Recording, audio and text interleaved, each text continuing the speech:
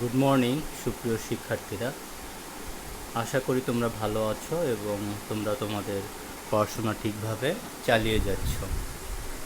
সুপ্রিয় শিক্ষার্থীরা, আজকে সেমিকন্ডাক্টর ও ইলেকট্রনিক্স এ অধ্যায়ের উপর আরও একটি ক্লাস নিব।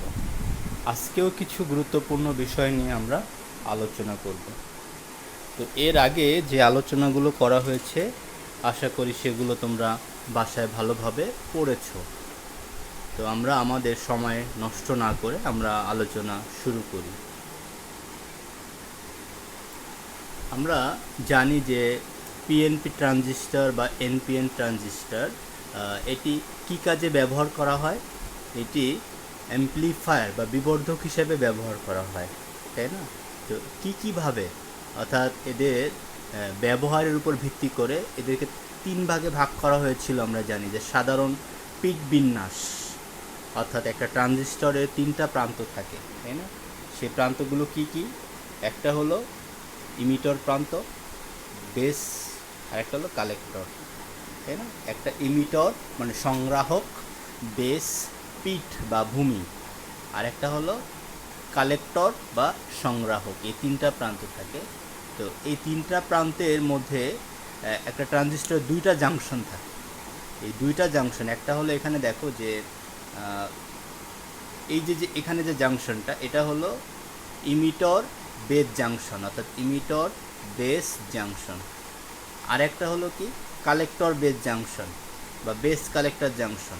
দুইটাতেই বেস কমন, অর্থাৎ সেই জন্য এটি হলো কমন বেস ট্রানজিস্টর বা কমন পিট বা সাধারণ পিট বিন্যাস, তাই না? তো এখানে দুইটা চিত্র দেখানো হয়েছে। একটা হলো এনপিএন ট্রানজিস্টরের ক্ষেত্রে আর একটা হলো পিএনপি ট্রানজিস্টরের ক্ষেত্রে। তো দুইটার ক্ষেত্রেই তোমাদেরকে দেখে মনে হবে যে আমরা স্যার কীভাবে বুঝবো যে এটা পিএনপি ট্রানজিস্টর বা এটা এনপিএন ট্রানজিস্টর। এখানে এনপিএন ট্রানজিস্টরের ইমিটরে যে তড়িৎ প্রবাহের ডিরেকশন যেটা আছে সেটা হলো বাইরের দিকে, আর পিএনপি ট্রানজিস্টরে ইমিটরে যে তড়িৎ প্রবাহের দিক আছে সেটা হলো ভিতরের দিকে। এটি দেখেই আমরা সহজে বুঝতে পারবো যদি তড়িৎ প্রবাহের দিক বাইরের দিকে থাকে তাহলে সেটা এনপিএন ট্রানজিস্টর, এবং তড়িৎ প্রবাহের দিক যদি ভিতরের দিকে থাকে তাহলে সেটা হলো পিএনপি ট্রানজিস্টর। তাহলে কি বললাম যে এটাতে দুইটা জাংশন থাকে, দুইটা জাংশনে বেস কমন, সেই জন্য এটির নাম হয়েছে সাধারণ পিট বিন্যাস। ঠিক আছে? আচ্ছা, এখানে একটু দেখো, এটার নাম হচ্ছে সাধারণ নিঃসারক বিন্যাস। এখানে প্রথমে যে ট্রানজিস্টরটা নিয়েছি এটা কি ট্রানজিস্টর? এখানে ইমিটর কোনটা? এটা ইমিটর প্রান্ত, এটা এখানে অ্যারো চিহ্নটা কোন দিকে? বাইরের দিকে, তার মানে এটা হলো এনপিএন ট্রানজিস্টর। NPN transistor. আর এখানে অ্যারো চিহ্নটা হচ্ছে ইমিটরে, যেটা এখানে অ্যারো চিহ্নটা কোন দিকে দিছি? ইমিটরে বাইরের দিকে। হ্যাঁ, তো এটা বাইরের দিকে হবে না ভিতরের দিকে হবে? দুইটার ক্ষেত্রে আমার সেম চিত্র চলে আসছে। এটা চিত্রটা হবে কোন দিকে? ভিতরের দিকে আর চিহ্নটা। ঠিক আছে? তা এটা হলো পিএনপি হবে তখন, তাই না? আচ্ছা, দুইটার ক্ষেত্রে একই চিত্র চলে আসছে। তাহলে এটা সাধারণ নিঃসারক বিন্যাস কেন? কারণ এখানে প্রথমে যে জাংশনটা সেটা হলো base emitter junction, base emitter junction. আর পরেরটা যেটা আছে সেটা হলো কালেক্টর ইমিটর জাংশন বা ইমিটর কালেক্টর জাংশন। হ্যাঁ, তো দুইটার ক্ষেত্রে ইমিটর হচ্ছে কমন, সেই জন্য এটার নাম হয়েছে সাধারণ নিঃসারক বিন্যাস। হ্যাঁ, সাধারণ পিট বিন্যাস দেখলাম আমরা, সাধারণ নিঃসারক বিন্যাস দেখলাম, আর একটা হলো কি সাধারণ সংগ্রাহক বিন্যাস। তো সাধারণ সংগ্রাহক বিন্যাসে কী ঘটবে? সেখানে কালেক্টর প্রান্তটি কমন হবে, দুইটা জাংশনের ক্ষেত্রেই কালেক্টর প্রান্তটি থাকবে। তো তোমরা একটু বলো তো যে সেই ট্রানজিস্টরটা কেমন হতে পারে, তার চিত্রটা কেমন হতে পারে, তাই না? সেক্ষেত্রে আমার এই কালেক্টর যে প্রান্তটা আছে সেটা হবে সবার সাথে কমন। একটু দেখে নাও চিত্রটা। আচ্ছা, এখানে এটা ইমিটর প্রান্ত, এটা বেস প্রান্ত, আর এটা হচ্ছে কালেক্টর প্রান্ত সি। এটা বেস প্রান্ত বি, এটা ইমিটর প্রান্ত ই। এই যে ট্রানজিস্টর, এটা যে জাংশন, এটার নাম হলো বেস কালেক্টর জাংশন, আর এটার নাম হলো কি হ্যাঁ, ইমিটর কালেক্টর জাংশন বা কালেক্টর ইমিটর জাংশন। তো দুইটার ক্ষেত্রেই আমার কি হয়েছে, দুইটার ক্ষেত্রেই আমার কালেক্টর কমন, সেজন্য এটার নাম হয়েছে সাধারণ সংগ্রাহক বিন্যাস। তো আমরা পিএনপি এবং এনপিএন ট্রানজিস্টর দুইটার ক্ষেত্রে এই চিত্রটি দেখানোর চেষ্টা করেছি। তাহলে আমরা জানলাম যে একটা ট্রানজিস্টরের বিন্যাস তিনভাবে হতে পারে। একটা হলো সাধারণ পিট বিন্যাস, যেখানে বেস কমন থাকবে দুইটা জাংশনের ক্ষেত্রে, আর একটা হলো সাধারণ নিঃসারক বিন্যাস, যেখানে দুইটা জাংশনের ক্ষেত্রেই ইমিটর বা নিঃসারক কমন থাকবে, আর একটা হলো সাধারণ সংগ্রাহক বিন্যাস, যেটাতে উভয় জাংশনের ক্ষেত্রে কালেক্টর থাকবে। ট্রানজিস্টরের কার্যনীতি, তাহলে ট্রানজিস্টর এমপ্লিফায়ার বা বিবর্ধক হিসাবে ব্যবহার করা হয়।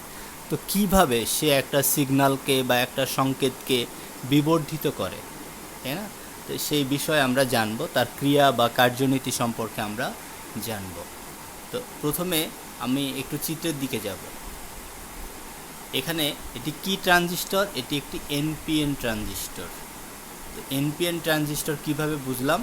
কারণ এখানে হচ্ছে এখানে অ্যারো চিহ্নটা কোন দিকে? বাইরের দিকে, তাই না? অ্যারো চিহ্নটা বাইরের দিকে, সেজন্য এটি এনপিএন ট্রানজিস্টর। তো এই ট্রানজিস্টরে দুইটা জাংশন থাকে, একটা হলো এখানে কি ইমিটর বেস জাংশন, আর একটা হলো কালেক্টর বেস জাংশন। তো এখানে বেস কমন, সেই জন্য এটি হলো সাধারণ পিট বিন্যাস। তো এই ট্রানজিস্টরের ক্ষেত্রে দুইটা জাংশনের মধ্যে একটি জাংশন থাকে সম্মুখ বায়াসে।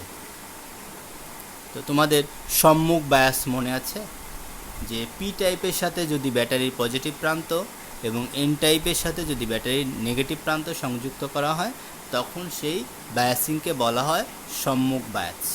তো আমার এখানে যে জাংশনটা আছে, এটা সম্মুখ বায়াস।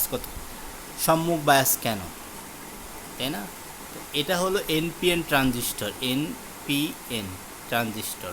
তাহলে এখানে প্রথম যে প্রান্ত, এটা হলো এন, এই এনের সাথে ব্যাটারি কি আছে? নেগেটিভ। আর মাঝখানেরটা হলো কি? পি এর সাথে কি ব্যাটারির পজিটিভ, সেই জন্য এটি হলো সম্মুখ বায়াস। আর রিভার্স বায়াসের ক্ষেত্রে কি থাকবে?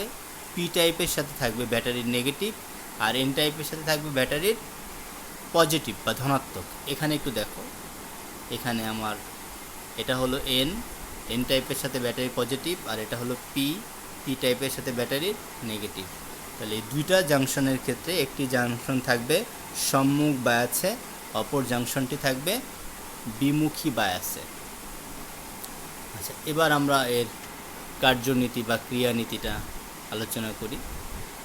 একটি ট্রানজিস্টরে দেখানো হয়েছে যা নিঃসারক পিট জাংশনকে সম্মুখ, হ্যাঁ, এবং সংগ্রাহক পিট জাংশনকে বিমুখী বায়াস করা হয়েছে। তাহলে একটা জাংশন আছে সম্মুখ বায়াস, হ্যাঁ, যেটা হলো নিঃসারক পিট জাংশন, আর একটা জাংশন আছে বিমুখী বায়াস, সেটা হলো সংগ্রাহক পিট জাংশন। সম্মুখ বায়াসে এন অঞ্চলের ইলেকট্রনগুলোকে পিঠের দিকে প্রবাহিত করে, ফলে নিঃসারক প্রবাহ আইই সৃষ্টি হয়। নিঃসারক প্রবাহ আইই সৃষ্টি হয় কিভাবে? যখন ইমিটর প্রান্ত থেকে বা নিঃসারক প্রান্ত থেকে ইলেকট্রনগুলো পিঠের মধ্য দিয়ে, হ্যাঁ, পিঠের মধ্য দিয়ে বা বেজের মধ্য দিয়ে সংগ্রাহকে যায়, তখন এই নিঃসারক প্রবাহ সৃষ্টি হয়। ইলেকট্রনগুলো যখন বেজের ভিতর দিয়ে যাবে, তো বেজ হচ্ছে কি আমার কী ধরনের অর্ধপরিবাহী? পি টাইপ অর্ধপরিবাহী, অর্থাৎ এখানে সংখ্যাগুরু বাহক হলো হোল। তো ইলেকট্রনগুলো এই বেজের ভিতর দিয়ে যাওয়ার সময় কিছু ইলেকট্রন হোলের সাথে মিলিত হয়ে নিউট্রাল হয়ে যায়, নিরপেক্ষ হয়ে যায়, তবে সেই পরিমাণটা খুবই কম, প্রায় 95% ইলেকট্রন বেসকে অতিক্রম করে সংগ্রাহকে চলে যায়। কেন? কারণ বেস প্রান্তটা খুব পাতলা থাকে, তাই না? সংগ্রাহক এবং নিঃসারকের তুলনায় বেস খুবই পাতলা থাকে। তো এই যে 5% ইলেকট্রন যেতে পারে না, এদের জন্য যে তড়িৎ প্রবাহ সৃষ্টি হয় সেটা হলো বেস প্রবাহ বা পিট প্রবাহ। আমরা একটু দেখি এখানে কি লেখা আছে। বলছে ইলেকট্রনগুলো পি টাইপে প্রবেশ করার ফলে তারা সেখানকার হোলের সাথে মিলিত হয় বা মিলতে চায়। কিন্তু পিঠ খুব পাতলা হয়, ওর কারণে সামান্য কিছু ইলেকট্রন, প্রায় 5% ইলেকট্রন হোলের সাথে মিলিত হয়ে ক্ষুদ্র পিঠ প্রবাহ আইবি সৃষ্টি করে। অর্থাৎ 95% ইলেকট্রনই ইমিটর থেকে পিঠের মধ্য দিয়ে বা বেজের মধ্য দিয়ে সংগ্রাহকে প্রবেশ করে, এবং এই 95% ইলেকট্রনের জন্য সংগ্রাহকে যে প্রবাহ সৃষ্টি হয় সেটা হলো আইসি প্রবাহ, অর্থাৎ বা সংগ্রাহক প্রবাহ। তাহলে আমরা যদি বলি যে 100% প্রবাহের মধ্যে বা 100% ইলেকট্রনের মধ্যে 5% ইলেকট্রন বেজে আটকে যায়, পোলের সাথে মিলিত হয়, এবং সেই ক্ষেত্রে যে তড়িৎ প্রবাহ সৃষ্টি হয় সেটা হলো বেজ প্রবাহ বা পিঠ প্রবাহ, এবং 95% ইলেকট্রন সংগ্রাহকে চলে যায়, সেক্ষেত্রে যে প্রবাহ সৃষ্টি হয় সেটা হলো সংগ্রাহক প্রবাহ। সুতরাং আমরা কি লিখতে পারি যে আই ই ইকুয়াল টু, এটা মিলে হবে দুইটা প্রবাহ, একটা হলো আইসি আর প্লাস আই বি, এটা আমরা লিখতে পারি। আশা করি তোমরা বুঝতে পারতেছো। এখানে আমরা চিত্রটা দেখলাম, অর্থাৎ এখান থেকে এই ইমিটর বা সংগ্রাহক থেকে, সংগ্রাহক থেকে ইলেকট্রনগুলো কোথায় যাবে? পিঠে। পিঠ থেকে আবার, অর্থাৎ এখানে যদি আমরা এইভাবে চিত্রটা না দেখাই, এইভাবে দেখাই,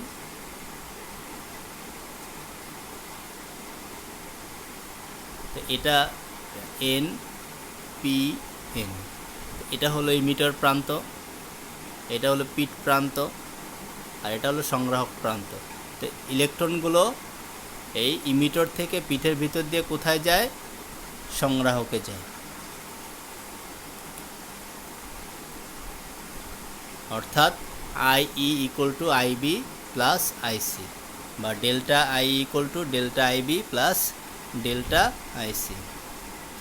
আচ্ছা, অর্থাৎ এখানে পরিবর্তনটা বোঝানো হয়েছে।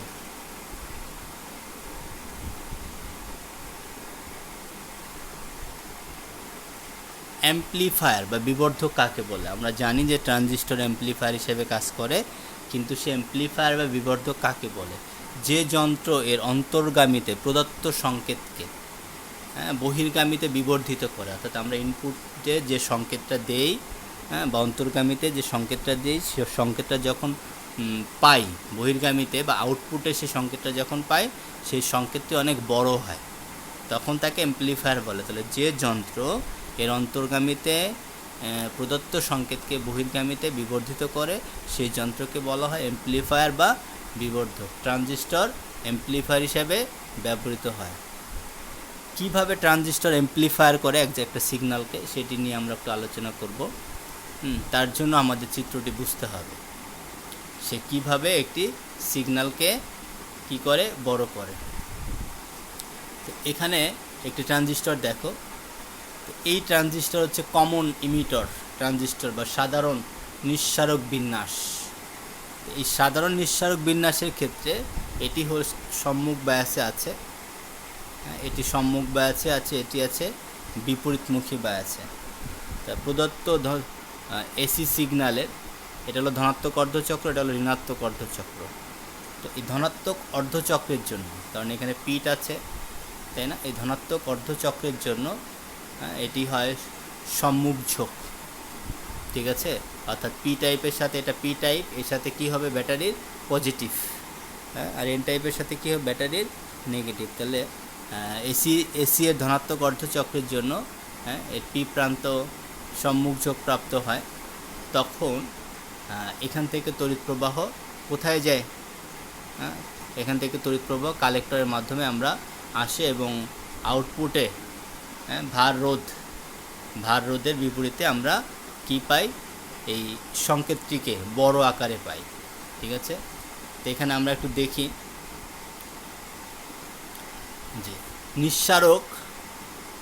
নিঃসারক পিঠ জাংশনে প্রযুক্ত সংকেতের ধনাত্মক অর্ধচক্রের সময় জাংশন সম্মুখ ঝোঁক বৃদ্ধি পায়, ফলে অধিক পরিমাণ ইলেকট্রন নিঃসারক থেকে পিঠের মাধ্যমে সংগ্রাহকে প্রবাহিত হয় এবং সংগ্রাহক প্রবাহ বৃদ্ধি পায়, ঠিক আছে। ধনাত্মক অর্ধচক্রের সময় কি থাকে?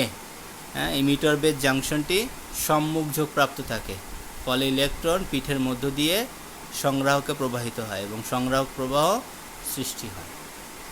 আচ্ছা, তারপরে কি হয়?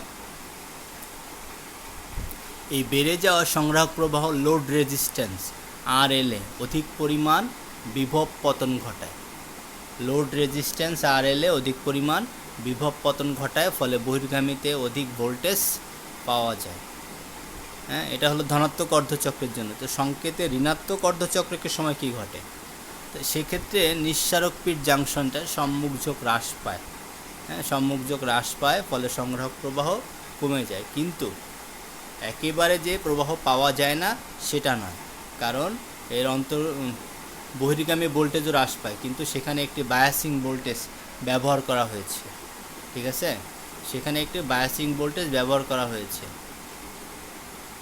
তো এখানে এই যে ব্যাটারি, এই ব্যাটারির কারণে যদিও এটা বিপরীত ঝোঁকে থাকে ঋণাত্মক অর্ধচক্রের জন্য, তখন এই যে বায়াসিং ভোল্টেজ, এই বায়াসিং ভোল্টেজের জন্য লোড রেজিস্ট্যান্স আরএলএ অধিক পরিমাণ বিভব পতন সৃষ্টি হয়। অর্থাৎ সুতরাং আমরা বলতে পারি যে সম্মুখ ঝোঁক অর্থাৎ ধনাত্মক অর্ধচক্র, ঋণাত্মক অর্ধচক্র উভয় ক্ষেত্রেই আমরা লোড রেজিস্ট্যান্স আরএলএ অধিক পরিমাণ বিভব পতন সৃষ্টি হয়, কিন্তু ঋণাত্মক অর্ধচক্রের সময় একটু কম, কারণ সে সময় ইমিটর বেস জাংশন কি থাকে, বিপরীত ঝোঁকপ্রাপ্ত থাকে। তো এখানে আমাদের দেখানো হয়েছে, তাই না? এখানে দেখানো হয়েছে এটি হলো ধনাত্মক অর্ধচক্র, আর এটা হলো কি এটি হলো ঋণাত্মক অর্ধচক্র, আর এটি হলো ধনাত্মক অর্ধচক্র। কিন্তু বড় বিষয় হলো এখানে যে সিগন্যালটি আছে, হ্যাঁ, এখানে কিন্তু তার থেকে বড় আকারে দেখানো হয়েছে। অর্থাৎ আমরা ইনপুটে যে সিগন্যাল দিব, আউটপুটে তার থেকে অনেক বড় সংকেত পাব বা বড় সিগন্যাল পাব। তো এই হলো ট্রানজিস্টরের কাজ। ট্রানজিস্টর এমপ্লিফায়ার হিসেবে ব্যবহৃত হয়, ডায়োড একমুখী কারক হিসেবে ব্যবহৃত হয়, যেটা আমাদের ইলেকট্রনিক্সের জন্য খুবই গুরুত্বপূর্ণ, তাই না? তো আমরা যে বিষয়গুলো ট্রানজিস্টরের কার্যনীতি, এমপ্লিফায়ারের কার্যনীতি জানলাম। ট্রানজিস্টরের তিনটা যে প্রান্ত থাকে, এই তিনটা প্রান্ত দুটি জাংশন সৃষ্টি করে, একটি সম্মুখ ঝোঁক ইমিটর বেস জাংশন, আর একটি হচ্ছে বেস কালেক্টর জাংশন, বা অন্যভাবে নামও হতে পারে। তো এই আলোচনা তোমরা বাসায় আজকে যে আলোচনা করলাম, এগুলো বাসায় ভালোভাবে পড়বে। বাসায় না পড়লে তোমরা এগুলো বুঝতে পারবে না। এগুলো খুবই গুরুত্বপূর্ণ কিছু বিষয়, চিত্রের মাধ্যমে এগুলো বোঝার চেষ্টা করবে। ইলেকট্রনিক্স আমাদের জীবনের জন্য খুবই গুরুত্বপূর্ণ একটি পার্ট। আমরা এখন যে সব জায়গায় ডিজিটালের যে ছোঁয়া, সেটি যদি ভালোভাবে বুঝতে হয়, সেটি যদি ভালোভাবে তৈরি করতে হয়, তাহলে আমার সব জায়গায় ইলেকট্রনিক্সের ব্যবহারটা লাগবে, তাই না? তো সব আমাদের যা কিছু তৈরি হয়েছে, আমরা টিভি বলি বা কম্পিউটার বলি বা মোবাইল বলি, সব জায়গায় কিন্তু এগুলো থাকে, ট্রানজিস্টর থাকে, ডায়োড থাকে। ট্রানজিস্টর, ডায়োড, ক্যাপাসিটর, এগুলো ছাড়া এগুলো অচল। ঠিক আছে, তো সেই জন্য ইলেকট্রনিক্সের জগতে এই ট্রানজিস্টর, ডায়োড, তারপরে তোমার ক্যাপাসিটর, এগুলো খুবই বিস্ময়কর আবিষ্কার। এগুলো আমাদের এই ডিজিটাল জগৎকে আরও সামনের দিকে এগিয়ে নিয়ে গেছে। তো প্রিয় শিক্ষার্থীরা, তোমরা তোমাদের পড়াশোনা চালিয়ে যাও। তোমরা জানো যে তোমাদের সামনে খুব তাড়াতাড়ি একটি তোমাদের এইচএসসি পরীক্ষা হবে, তার আগে টেস্ট পরীক্ষা হবে। তো তোমরা সবাই ভালোভাবে পড়াশোনা করো, সুস্থ থাকো, ভালো থাকো। ধন্যবাদ সবাইকে।